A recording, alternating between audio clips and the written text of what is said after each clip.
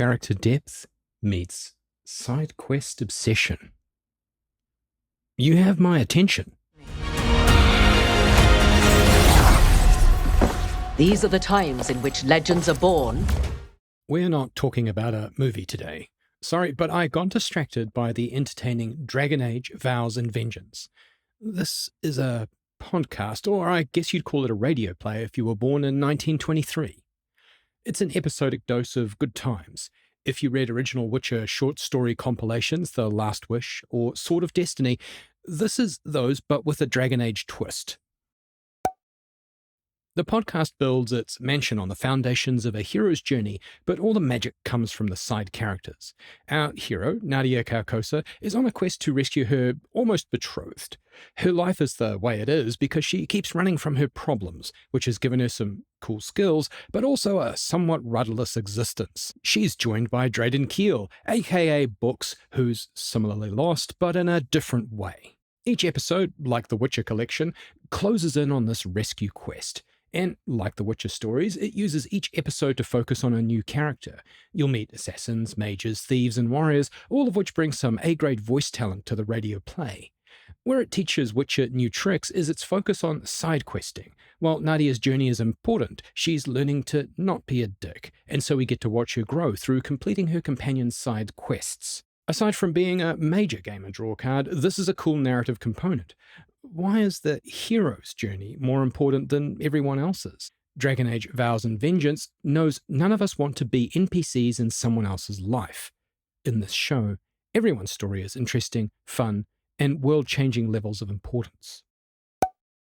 If you're thinking this sounds a little familiar, you're right. This trick was used to great effect in the Netflix animated series Dragon Age Absolution.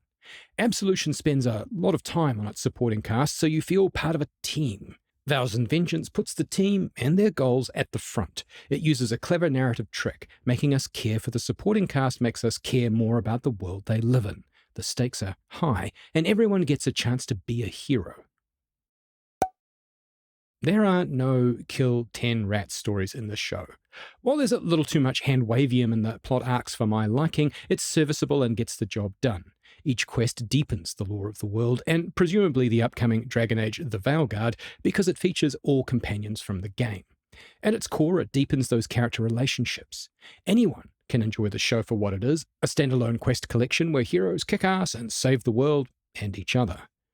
But those who are about to get into the game, I feel you're in for an extended treat. It's a real showing of the heroes you'll quest alongside in your digital journeys.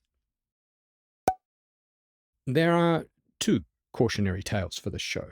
The first is that the evil people can be too evil. When we expect a little transparency of nature from Dragon Age's demons, the human counterparts we encounter in the world are a little too predictable in their inevitable betrayals.